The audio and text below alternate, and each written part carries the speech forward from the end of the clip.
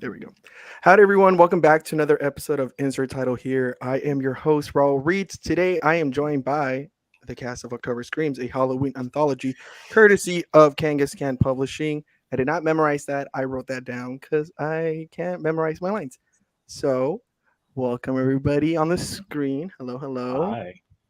There we go. We got a lovely bunch of people here today to talk about this anthology. First question: how was everybody's Halloween? And anybody can go ahead and just like blurt out their answer. I'll go first. Mine was great. I got to do the thing that I do every year.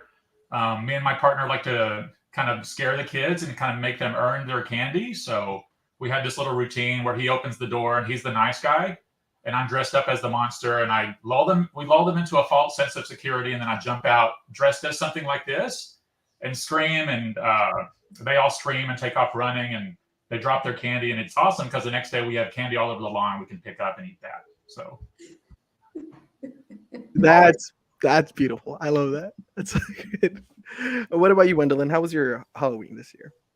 It was good. It was good. Just low key, hanging out at the house with my husband. Yeah, it was good. Like, I do have some Halloween cosplay on social media, so I did a few different things for that. On actual Halloween, I was Jennifer from Jennifer's Body, so I had like a little blood splattered prom dress. So that was fun. Yeah, it was a good time. It seems like a long time ago now. Seems like years ago. Yes, it does feel like a long time ago. I thought I was the only one feeling that. Yeah, it's crazy. Did anybody else have a good Halloween this year? Red, Todd? It was very quiet, like Gwendolyn. Like, we didn't get a lot of trick-or-treaters. We normally get about 300 kids, but it was very cold this year. So, yeah, we limited our time outside as much as possible. Normally, I like dress up in something and sit outside for the kids and stuff, but no, this year, too cold, too damn cold. Poor kids. No candy for you this year. No, but it felt very weird this year. It worse than during the pandemic. I feel like nobody trick or treated this year. I'm glad everybody was experiencing the same thing then. But if nobody else wants to share, Ms. Red, I do have an icebreaker. I mean, it was just I'm a mom. My kids are teenagers now. So my youngest is 13, so he's still trick-or-treating, even though, I don't know, he's barely legally allowed to. So, there's an age limit in our town. Oh my gosh, there's an age limit? It's like an age limit? Like you can't trick-or-treat anymore? 13, you can't trick-or-treat anymore. I mean, they do. Kids do. And I tell all the teenagers in my neighborhood, you better keep trick-or-treating at my house. Who's going to enforce that, really? Nobody enforces it. Nobody enforces it. That's a story idea for next year's anthology, I think. It's terrible. But no, it was rainy. I mean, I handed out candy, and my son went trick-or-treating with his friends. I let him run the neighborhood. Crazy. Yeah. I feel like, well, as a mom, how does it feel like when your kids stop trick-or-treating? Or like that one kid stops? Is it weird? Or is it like... It's sad. It's so sad. End of an era, right? It is. Well, my daughter, she trick-or-treated beyond the age limit, and nobody cared. But then one year she was like, I want to hand out candy with you, Mom. I was like, oh, like, okay. I feel like that's more fun, like getting to share an experience with I feel like that's something else, but it's kind of fun just hanging out with your parents. I think she realized she could still eat all the candy that I had, and like not have to walk 2 miles. Yeah, it's less work. So I do have a riddle for you guys. I did not type it out, so I'm gonna have to repeat it in case you guys need me to repeat it. It's a riddle. All right. What belongs to you, but other people use it more than you? My time. Yeah. Yeah. Yeah, that's a good answer. That's a good answer. That's a great answer, but it's not the answer. Well, it's my answer, so there you go. Huh. I don't know. I'm bad at riddles. Yeah, same. So am I. Yeah. It's a good one. Is everybody giving up? I give. Yeah. I mean, unless you want to wait 5 minutes for me to think about it. You know what? give up. Just for you, Red. We'll come back to it. We'll come back to it. I'll repeat. No, it no, one more no. time. I give up. I'm not going to be thinking about it. I can't. It's done. It's your name. Not your name, but it's your name. Oh yeah. Yeah. That's a good one. It's a great one. Thank you. Yes. Kev, thank you so much for stopping. Oh, by. hey, Kevin. How are you, my friend? All right, okay. I'm not going to wave to you. He's probably like waving back already. Robert, you go first. In the Night, a Whisper. First, can you tell us a little bit about the story without spoiling it? Sure. In the Night, a Whisper is about a little kid who is going trick-or-treating kind of for the first time, and he comes across a little girl who he's trick-or-treating, and this little girl kind of finds his way into the group of kids that are trick-or-treating, and nobody knows who she is. So it's a mystery who she is, and she has nefarious plans. But it's just kind of a nice little homage to Halloween, which has always been my favorite holiday. So without spoiling too much, I think that's the story in a nutshell. I have a couple of questions for you here. First question. Do you have any crazy Halloween stories? Anything crazy you've done during Halloween? Yes. Oh my God. Okay. So Halloween's always been my favorite holiday. So about 15 years ago, my husband and I decided to really do it to it. So we're going to go as young Frankenstein. I was going to be the monster and he was going to be the doctor, right? We just seen the musical, so we were going to do that. So I got this like elaborate makeup put on. I had prosthetics on my neck, and I went and rented some platform shoes to make me super tall. And I was wearing a suit and a hat and all that stuff, and I looked incredible, right? But we went to this street party. Raul, you're from Fort Worth. Have you been to the Cedar Springs Block Party? I have not. Okay, it's probably like the largest street festival in Texas. It's thousands and thousands of people. And so we went to the street party, and it's a lot of fun. And about midnight, I probably had one too many shots. And we were walking back to the car. I remember thinking, let's walk back to the car before I break my ankle. And I tripped on the curb and broke my ankle and ended up in the emergency room. So, yeah, I was bartending at the time, and I had to take 3 months off of work. It was not pretty. A very expensive lesson learned. Yes. But damn, I looked good. And that's all that matters. That's all. You gave what was supposed to be given. That's right. Another silly question. Have you ever done the trick part in Trick or Treat, or are you a good noodle? I think when I was a kid, we used to go trick-or-treating, and then we would just like, after a certain time, we would just turn evil, and we would go around and egg houses and toilet paper lawns and probably do worse stuff than that. So I guess yes is the answer to your question. We were pretty rotten. That's so bad. I've only egged somebody's car, but I've never like their house. I feel like that's disrespectful. I mean, I get the car, that's easy, car wash. But I feel like a house, that's a bit. Probably the worst thing is there was a lady who had some clothes on her clothesline, and she had her bra out there, and my friend peed in her bra. Ew. Gross. 10 or 12. It was not me. It was my friend. Sure. We Why are you blaming your friend? we don't hang out anymore, he and I. He's a bad kid. You think? Yeah, so. Oh my God, Robert, that's so bad. Yeah, That's never not heard of where I someone thought the peeing story in a was bra. going at all.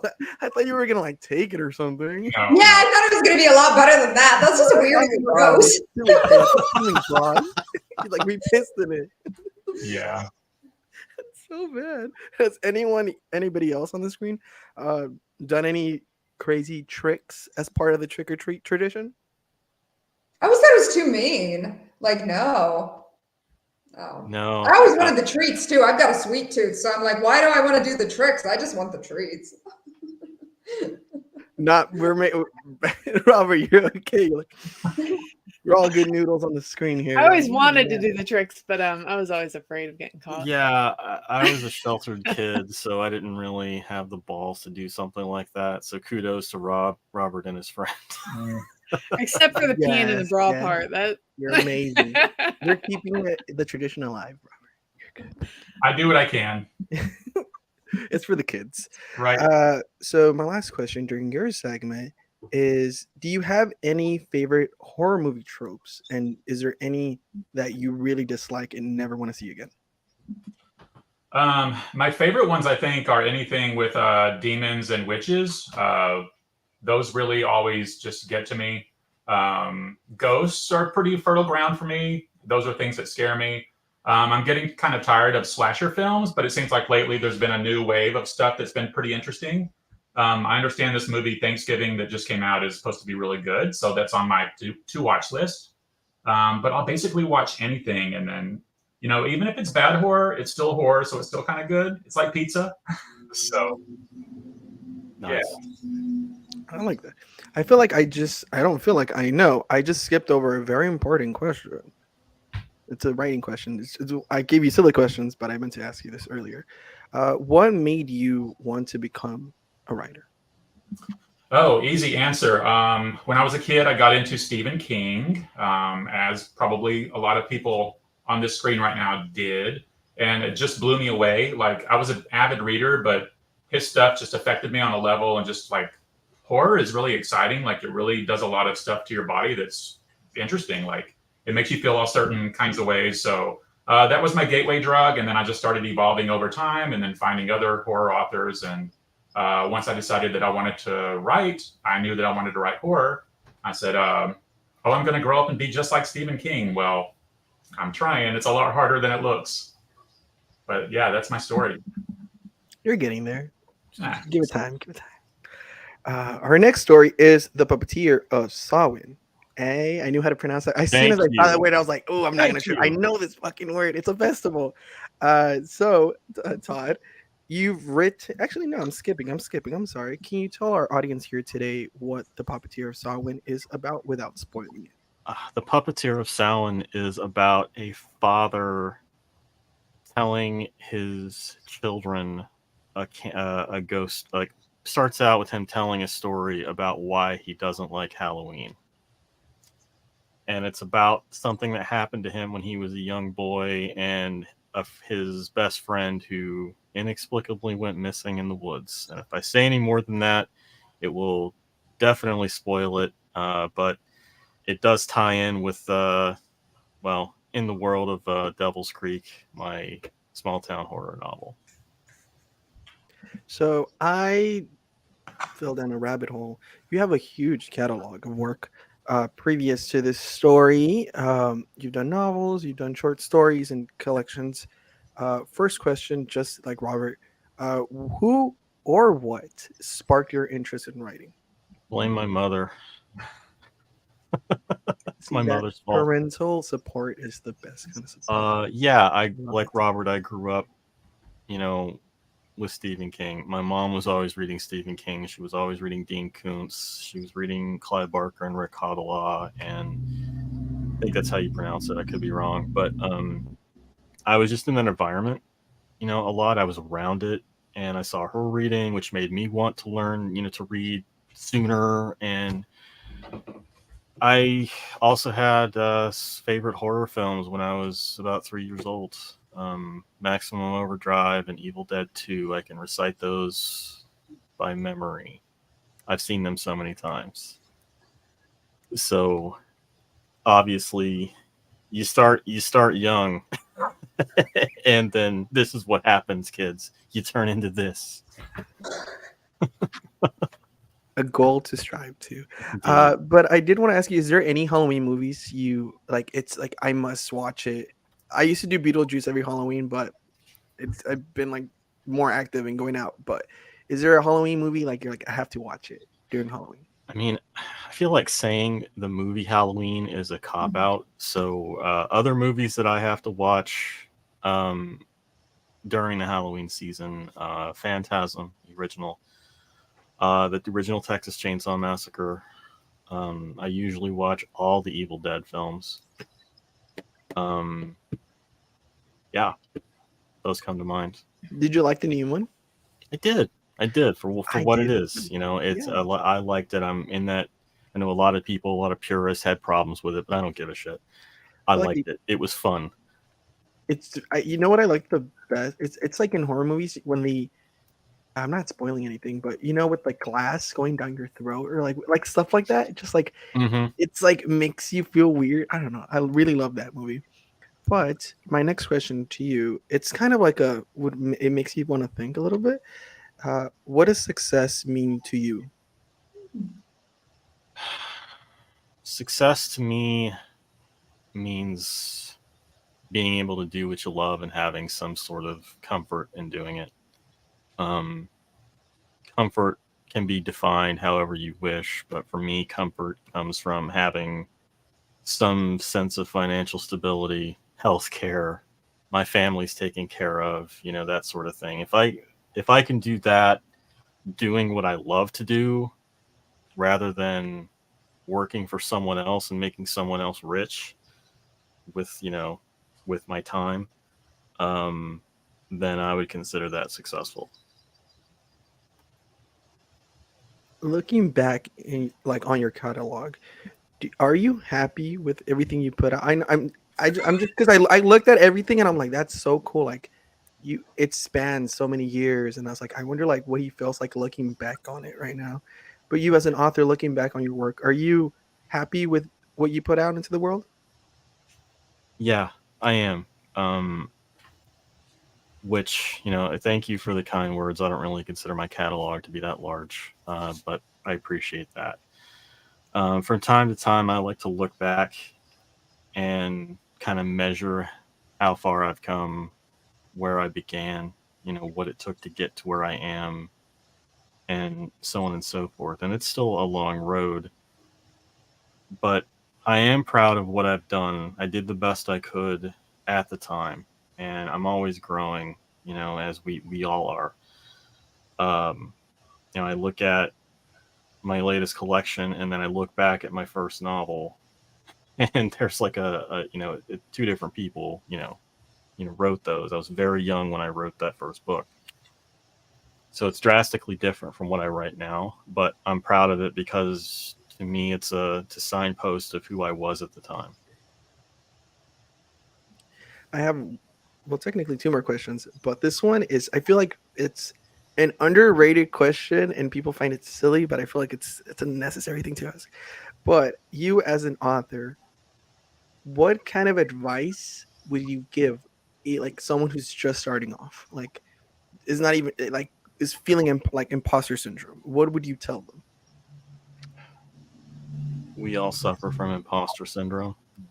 Everyone goes through it. I know some incredibly successful people doing, successful doing what we do, who all feel imposter syndrome. We feel like they don't belong, feel they aren't good enough, feel they don't deserve their accolades, and get very, very awkward when you talk to them about said accolades. Because again, they don't feel they deserve it. Imposter syndrome is,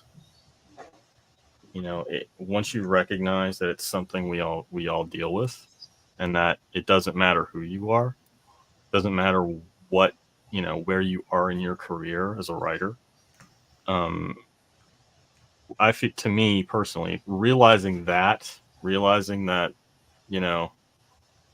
your favorite writer is still another person with thoughts and feelings, and they're not just a name on a book cover. Once you realize that, it kind of changes your perspective, and you begin to realize, I can do this. If I've met some incredibly intelligent authors, I've met some incredibly not so intelligent authors who are more successful than I am, not naming names. And it's a little bit of, well, if they can do it, I know I can do it. But it's also more just coming to those terms of knowing that you can do it, period. Like, we're all gonna, it's in our nature to measure ourselves against the success of someone else. But at the end of the day, you're still the one person who can tell this story and only this story. Your words are your words, not anyone else's. That was beautiful. That was so good. Thank you. He said thank you. That was so good. I was just like trying not to get all teary. That was good. Yes. What? Oh, sorry. I skipped some. Kev's questions. I also blame my mother. I was not talking about Malfi. I love Malfi to death, even if he can't play a game of pool to save his life. Oh my god. So my next riddle for you guys is I think it's a little silly, but it's I make two people out of one. What am I?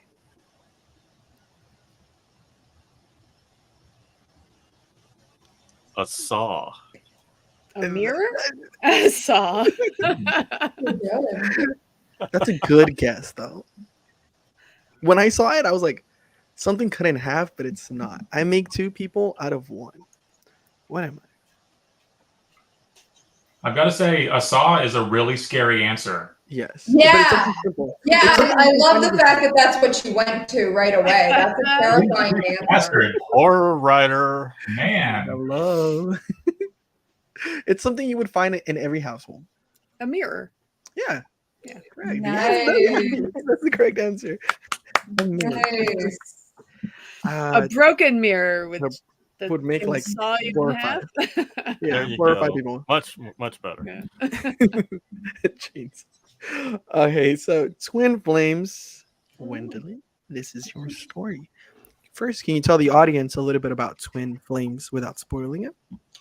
Yeah, so Twin Flames is about these two twins, and one of them has left home a very long time ago and is doing her best to get away from her past. And then her past comes calling on a Halloween night, and she returns home with her girlfriend and who insists on going, and not great things happen from there. So Spooky.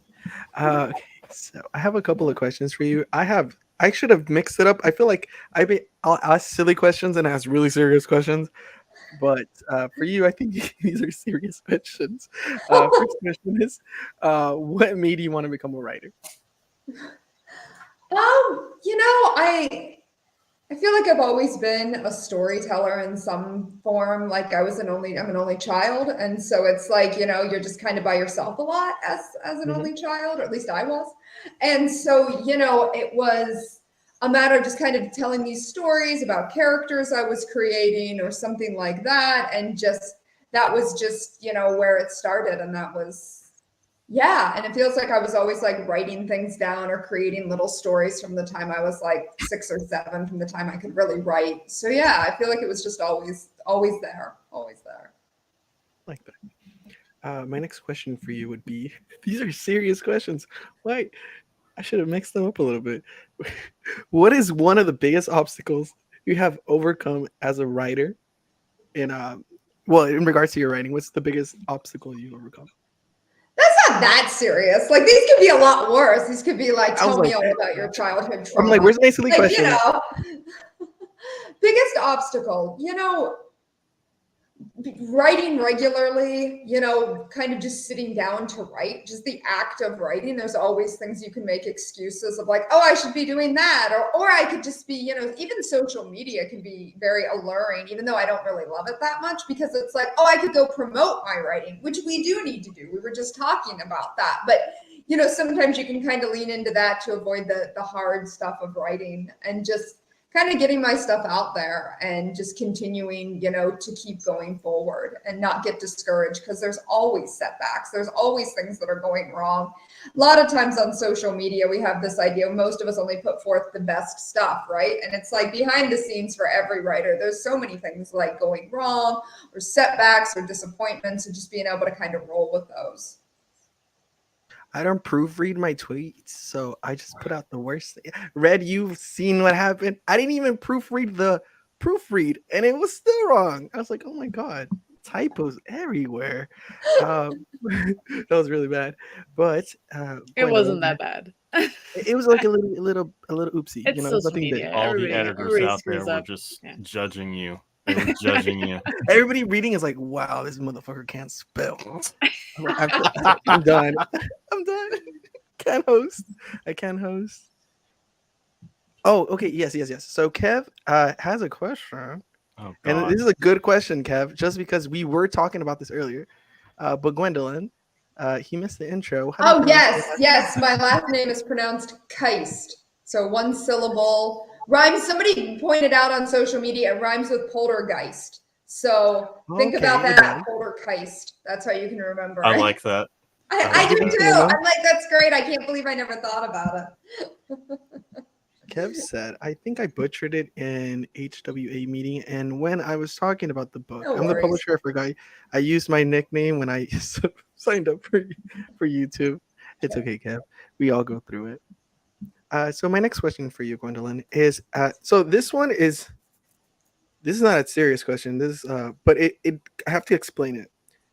When I read books, I love reading romance books.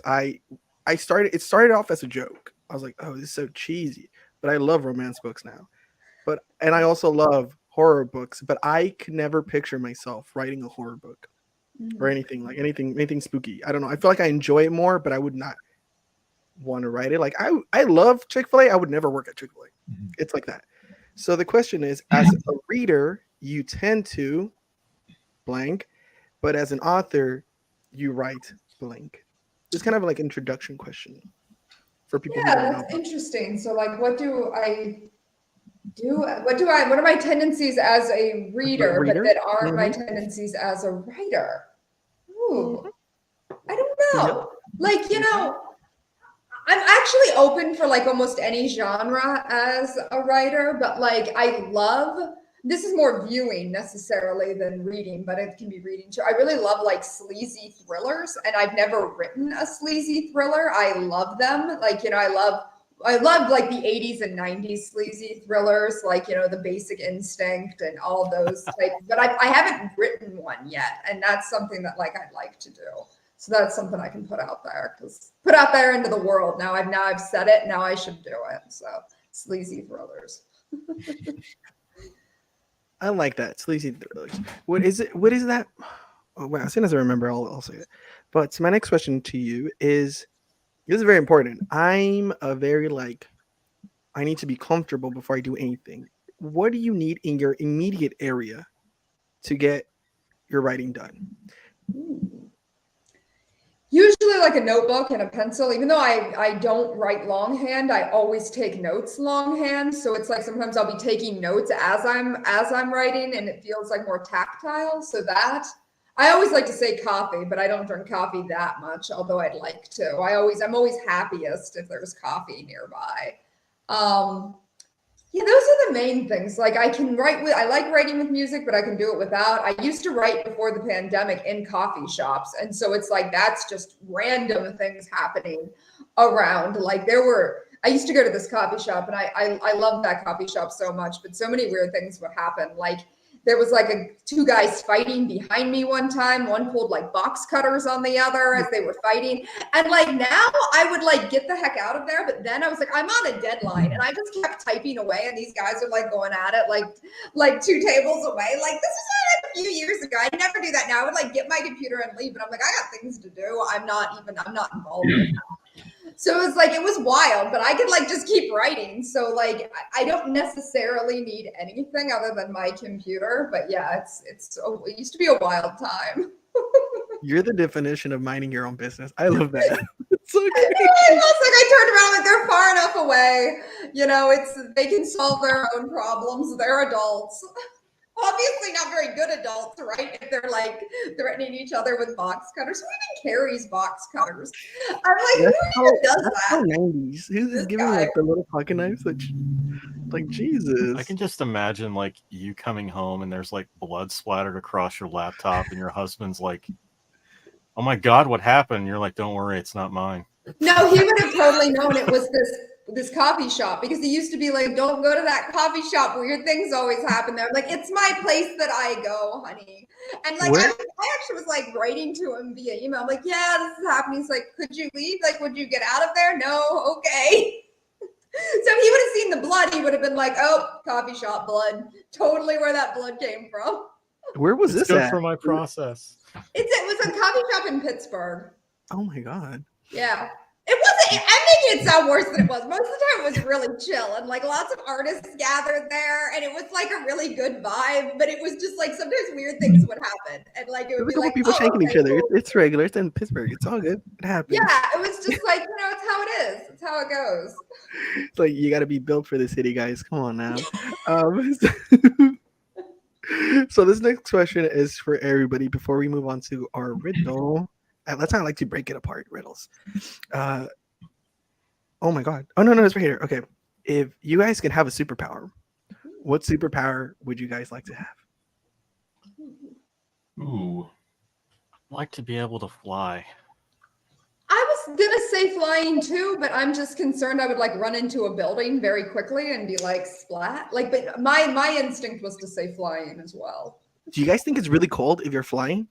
When you go, I think it's really cold. It's like Yeah. Yeah, you get like I mean, bugs in your you're teeth. like chilly because you're going against the wind. True. You probably have to dress up like a long, like a long biker. haul biker would. you Yeah, know? that explains superheroes and why they have like those cotton. Okay, Mhm. they're probably like Aerodynamic too. yeah. the capes keep the splattered bugs off their back and their Oh butt my cheeks. god, you're right. I Mhm. like that. Oh, it all makes sense now. Oh my god. I mean, just realizing this at 28. Oh my god. I'm gonna say invisibility for me because I think I'm just nosy and curious about people. I'd like to know what people are up to and saying about me, when I'm not there. I think that could be a really fun power to have. You want to be a villain? You're using Yeah. your wow. Kev, Go around okay, taking people's Robert, bras. first you piss on a bra. That's Now you want to be invisible. You're friends with people who piss on bras. You're Now friend- you want to, yes. go full voyeur. yes, so many bras in so little time. Man, The bad rule of the group. Who would have thought? Jesus. should have known when I saw the tie. Right. Yeah. It's giving supervillain. Mhm. That's crazy. That's Red, crazy. what about you, Red? Oh hell, I don't know. I mean, if I can make up my own superpower, it'd be one that gave me a bunch of money. That'd be nice. Oh, Just You're Not Right. like a Superpower. Midas thing, because that'd be weird. you want to be the government. But if I went with a classic one, it'd be flying. I kind of like flying. Flying. It'd be really fun. I like that. Traveling from place to place is gonna be super chill. Then it's like you can save a lot of money. save a ton of money. Just save a ton of money. Not in Go this to economy. every con there is. It would be great. No TSA. That's beautiful. Mhm. I love that. I like that. Our next riddle is for So this doesn't sound appropriate, but I promise you, it's not. No dirty minds in this on this. I like it already. It sounds dirty, but it's clean. Okay. Do tell. First, first I am dry, then I am wet. The longer I swim, the more taste you get. What am I? I'm not touching that. What? Oh, wait. Right. But I wrote it. I wrote this in a panic because I was running late to this, and reading it now, I realize that it sounds dirty. First, I am dry, then I am wet. The longer I swim, the more taste you get. Wow. The more taste you get? Yes, it's something you put in the water. First, I am dry, then I am wet. The longer I swim, the more taste you get. Like I feel like I'm not high enough for this. like a powdered flavor mix, like Kool-Aid. No, it's something you have to leave in water. Yeah, like Kool-Aid. No, Raul, but I'm going to turn that into a character in a story, and that's going to be the murderer is going to be going around saying that. Oh my god. I He don't said know. initially I'm dry, then I am moist. I don't know. You didn't say moist. No, you didn't No, say no, moist. no, but he needs to change it. He needs to change it. He can't use the same thing. What do you guys think of it? No idea. I have no idea. Got nothing. It's a tea bag. No. But you said it wasn't dirty. Come on, I told you guys no dirty minds. I feel like you guys are just in that. But No, teabagging is dirty, Raul. Tea bagging is. That is true. Like this is just dirty all the way around. You want to know something funny? I got this off a Riddles for Kids. Oh man. The person who slipped that riddle in knew what they were doing. We knew what Yeah. they were doing. Okay. So, Miss Red Lego, this is Oh, not your shit. first rodeo. You've been on the channel before in a Yeah, different, it's like, been a in while. variations of the show because this is like a new channel, but the same show. So you've been on here before. So first, I think I said this before. Welcome back. Thank you for coming back on. You've done so much since. I feel like you've hit the floor running. But last time you were here, we talked about Nightmare Sky, Hmm. which is an anthology. It's from your publishing press, correct? Hmm. How is that going? It's going all right. It's all right. It's a small, yeah, like it's not gonna be a big vent. It's not like I opened a small press to be kind of the imprint for my self-publishing, but also with the intention of publishing maybe an anthology every once in a while, maybe a collection or a novel by somebody else. But yeah, it's not like a big, yeah, Laurel Hightower. I did Laurel Hightower's book, her short story collection. But yeah, it's just me. I have no grand plans for it. It's just like a small little venture I'm doing, and it's going okay. Yeah, it's going. I think it's going okay because I'm not taking on too much. Because I feel like every time I see you like doing something, I was like, wow, I feel like you're a powerhouse in the horror community. I don't know. I just high praises, high Aw, praises. thank you. I think that's just me like trying to push myself on social media, and I'm doing exactly what Gwendolyn said. Is I'm spending too much time promoting and not enough time actually writing lately. Anyway, at least the past couple months, I need to get back to it because I have 2 books in the works right now that I need to be writing. And Yeah. I will say, as a fellow visual artist, Red's drawings are incredible. Thank you. Her pencil and ink work is fantastic.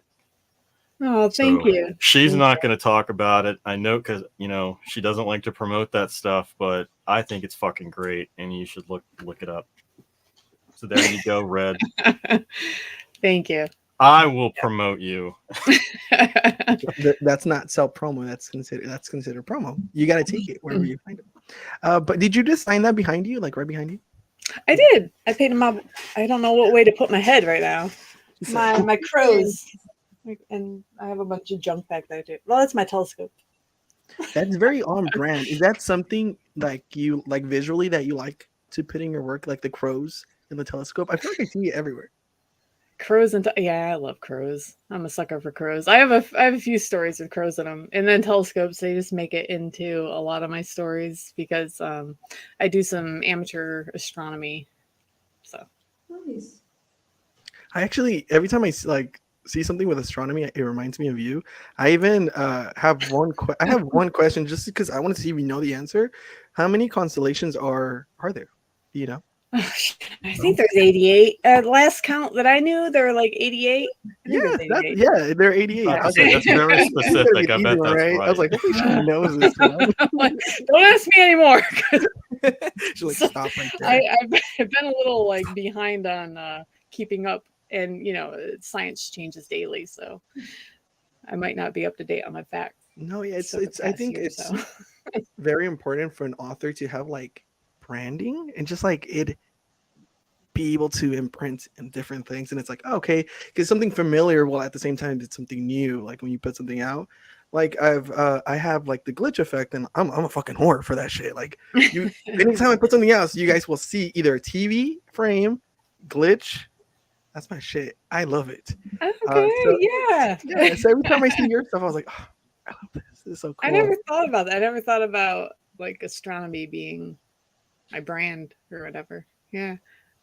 Have you seen that clip? Yeah, I think it works.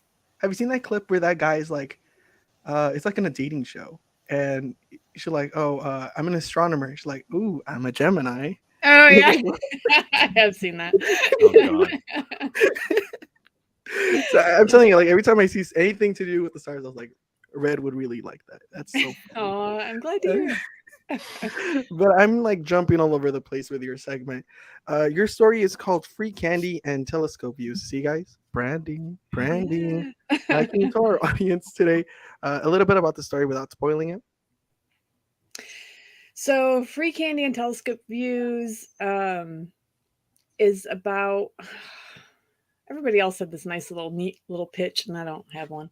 Um, it's about a young girl, like a preteen, maybe preteen girl, I guess, and she is fascinated with astronomy, and she just moved to a small town with her father, and her father is abusive. It's kind of implied. And she wants to stay out late trick-or-treating because she doesn't want to go home. And while she's out trick-or-treating, she sees the sign, free candy and telescope views. And she assumes it's this thing called sidewalk astronomy, which is something that I've done with my local astronomy group, where we go outside, we put up telescopes. And it's something I've always wanted to do on Halloween, because it's kind of a thing. Like, some amateur astronomers will set up their telescopes on Halloween. The kids trick-or-treat, they get to look through the telescope, and they go on their way. And so that's what she's going to go do. But things aren't what they seem. Spaghetti. She said, yeah. No Spaghetti. All I'm gonna say. There's some spaghetti. Some very sus spaghetti. So, is there any how do I describe it? Is there any era in media that influences your work? Any era? Yeah, like there's the 90s, the 80s Yeah. horror, the early 2000s. I think it's kind of a compilation. I think it's a little bit of everything. I grew up on 80s slashers, but I also grew up with my mom's influence, which was Alfred Hitchcock and Twilight Zone. So I think sometimes it's a little bit of both kind of mashed together. So yeah, maybe a little 60s and a little 80s. Hopefully with a modern twist. Yeah, of course. I feel like influence. a lot of these movies, like from the 70s, 60s, I feel like they're lost on us. Like, a lot of people from this generation don't watch them, or they don't get to enjoy them the same way. Like the Evil Dead, the original one, it scared the shit out of me when I was a kid. And I would show it to my sisters now, and they're like, "Oh, this is so bad." I was like, "No, like, you don't get it." Cheryl in the fucking basement, like, going crazy. That shit is scary. Like, it's like they don't enjoy it the same. They have to see, like, I don't know, like, all the special effects, like doing all the work. But I think anything practical is way better.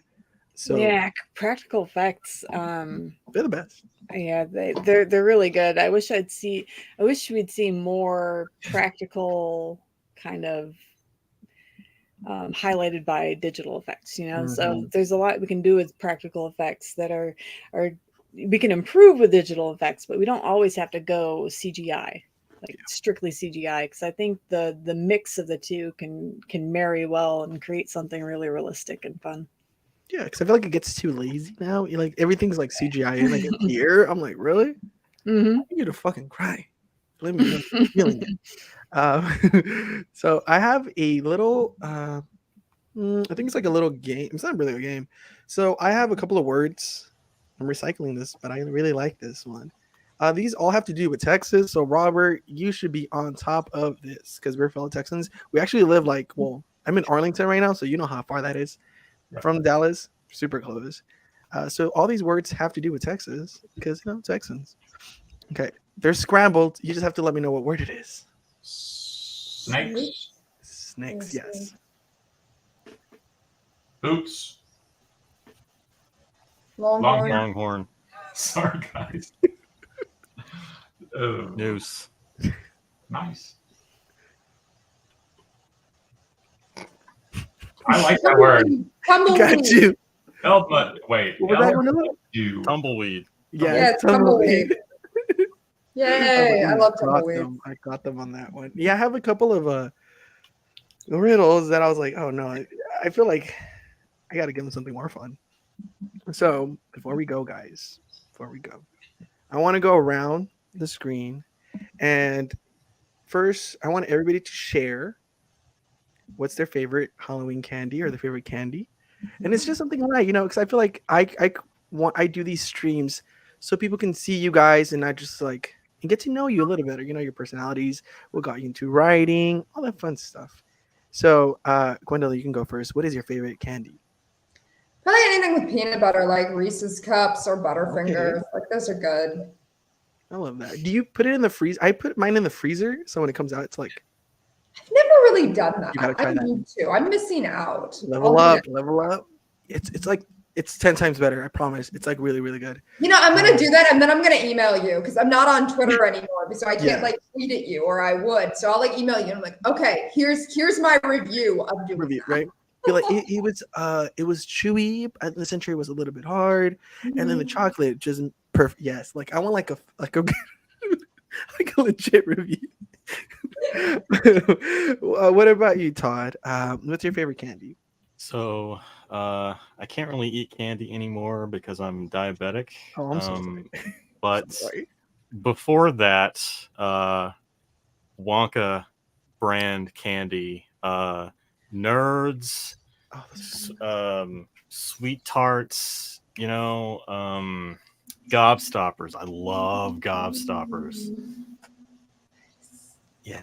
I feel like I broke my tooth on one at one point. Mm. But so a quick question, just because I'm curious.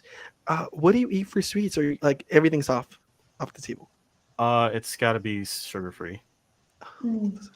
Mhm. which means I can't really eat gummy bears anymore because sugar-free gummy bears, they're lying. send you to the bathroom.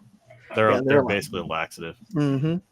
Really? Okay, I'm glad I'm Yeah. not the only one. Go look up the Amazon reviews for Haribo gummy bears sugar-free. They're hilarious. Yeah, your toilet. They are hilarious. That is a cosmic horror makes unto sense, man. itself. Wow. I am. I hate them. I hate sugar-free gummy bears and gummy worms. Stomach ache for days. Oh, I miss gummy worms. It's kind of hard that you can't have sugar-free versions of candy that are pure sugar. Yeah. It's like ice cream. I feel like that's such a stupid thing. Or like less sugar. I'm like, it's still super sweet. Well, I Um, mean, in moderation. I can't just yeah. have it all the time, every day. It's the reminiscing. I like that. What about you, Red? What's your favorite candy? I like my Snickers and Milky Ways Oh, yeah. and just basic chocolate candy bars. I think if I had to pick a favorite to have forever, it'd be Mr. Goodbar for some reason. Ooh, yeah. It's just basic milk chocolate with some peanuts. That's it. Love it. I feel like everybody just puts like the big like almond in there now. It's not the same. Yeah. Okay. I didn't expect that one. Okay. What about you, Robert? What's your favorite kind of bra to steal or piss on? Let's see. My neighbors. Your neighbors? He's like, I am not the one who pissed. Yeah. Frozen. I'm gonna answer the candy question, Raul, and I'm gonna go with Team Gwendolyn and Team Red. I'm a whore for chocolate and peanut butter together, so yeah, give me all of that beautiful stuff. I love that. I love that. Okay, guys. So actually, I did have one more question. First, really quick, plug in any book that you're working on, anything you want to promote. This is your moment. This is your time to shine. What book would you want a reader to pick up as the first book they read from your catalog? Like, what's that first book they should pick up from your catalog? Did you say me? Hey, got it. Gwendolyn, you can go first. This is Okay. not my first- Oh shit! I'm sorry. Oh, no, go ahead, go. Go ahead, go ahead. No, you go first, Red. Go. You got your book. You're prepared. That was a good one. Okay. Here, I'm sorry. I'm sorry. sorry. Go So ahead. this is my latest. This is my latest, Impulses of a Necrotic Heart, and it's not my first book, but I'm really proud of it. Really, this is I think my writing has improved over the years, and I'm proud of the first two collections I put out. But this one goes to some dark places, I think, and I'm really happy with the way it turned out, and it's fully illustrated. Well, shit, I can't see. Hold on. It's fully illustrated. Ooh, By you? By Was it me. illustrated by you? nice. Oh, I like that. She's you even have the visual like for people to see. I like. Well, I have a bookshelf next to me, so it helps. I was like, I'm in a garage. So what about you, Gwendolyn? I feel like you had something. You had something with you. I would say either my first novel, The Rust Maidens, or my most recent novel, Reluctant Immortals. I'm very proud of both of those. They're fairly different, but I'm very proud of both of those. Although if I'm going to plug something, I definitely want to plug my book that's coming out in March, The Haunting of Velkwood. That's the one that's like my latest baby that's about to arrive, like 4 months from now, 3 months from now? What are we at? Like 3 months? So yeah, so that's very exciting. So like it's like a haunted neighborhood. A whole neighborhood is turned into a ghostly neighborhood, and the people who escaped it have to come back to settle the score with the old ghosts. So Sign me up. What's the name of that again? What's the name of it? The Haunting of Velkwood. Velkwood. Okay. Nice. It sounds very gothic. Yeah, I like it. Sounds dark. I like it. What about you, Todd? What are you working on right now? What would you like our audience to pick up as their first read from your catalog? Well, if this conversation hasn't, been enough of an advertisement, everybody should check out October Screams first of all. Here, here. That one's for free, Kevin. It has a beautiful interior, if I do say so myself, because I designed it. My most recent work is Cold, Black, and Infinite. Came out back in September from Cemetery Dance. I designed the cover for this, actually. That's something I do in my spare time. I also do book design, covers, layout, that sort of thing. So that's most recent. For someone who's new to my work, the best place to start is probably Devil's Creek. That's what I'm mostly known for. That's my small town cosmic horror novel, also available from Cemetery Dance, and it was a Stoker nominee a couple of years ago. Ooh, nice. Thank you. Multi-talented. Love that. What about you, Robert? What should be the first book they pick up from your catalog? And also, where can they find you? Well, I don't have a book out yet. I'm working on that right now. I do have about 20 short stories out in different books, and you can find all of those on my website, which is robertestahl.com. I'm currently shopping a short story collection. So, Red, if you're interested, I got a collection. Yeah, but I'm trying to find a home for that. It's about 15 of my short stories collected together. So I'd like to hopefully get that out in the next year. And lately I've taken a stab at screenwriting. And so over the summer, I wrote and produced a short film with a partner of mine. I'm going to give a little plug to my writing buddy, my film buddy, Schrader Thomas. He was the director. I wrote and produced. We did this film together and entered it into a local competition. And we won Best Film. Congratulations. So, yeah, thank you. So that film is called Trick. We don't have it to show yet because we're still entering it into different festivals. So hopefully when that is over, like in spring, I'll have something that I can show on the web and you can all see Trick. Robert, I have to ask, since it's called Trick, is it about two boys who pee in a bra? Well, it is about two boys. It's a gay horror film, so it's playing on the word trick as in the gay community, but it's a lot more than that. So there are no bras that get peed on, but there is lots of blood. Pre-order canceled. Pre-order canceled. Can't believe we took the order at this time. So we know Gwendolyn and Todd, you guys only operate like. Actually, no, Todd, you have a Twitter. I am not going to be on Twitter much longer. Oh, he said bye. Blue Sky, Instagram, TikTok. I'm trying to do more TikTok. TikTok is I great. think I haven't gotten into TikTok yet. Maybe, I don't know. I haven't been Blue Sky. I'm on Instagram and Facebook. I left Twitter last year and I haven't really missed it. So it's been interesting how much you can live without it. I lived without it for like a good year, and when I came back, it just like everything like came back at me, and I was like, ooh, work, let's get it work. But Miss Red Lego, you do have a Twitter. Where can my audience find you? I am at Red Lego, spelled Red Lego, at Red Lego. I'm at Red Lego everywhere. For now, I'm fairly active on Twitter. I'm trying to be more active on Facebook and Instagram. I also have a Threads account and a Blue Sky account, but I'm kind of I just have the accounts. I don't know what I'm doing with them yet. I forgot Threads even existed until just now. Thank you for reminding me that Threads is a thing. Yeah, like I snagged it just to get my name. And so I'm trying to use them every once in a while, but I can't be on that many social media. It's not possible. But that's where I am. Or you can go to redlogo.com. There you go. Well, thank you guys so much for joining us today. Had a lot of fun chatting with the authors of October Screams. Thank you, Kevin, for helping me plan the first part, and then for this second part, make sure to pick up your copy. It's on Kindle Unlimited as well, I believe. Yeah, I think it's on Kindle Unlimited. Yeah, you can read it there if you have Kindle Unlimited. What's the last thing I gotta mention? We'll see you guys next week. I will be chatting with. It's a mystery guest at this point because I have not announced it, but I'll see you guys next week. Thank you guys so much and have a good night. All right, thank you. Right. Thanks, Raul. Thanks, man. Thank you. Bye.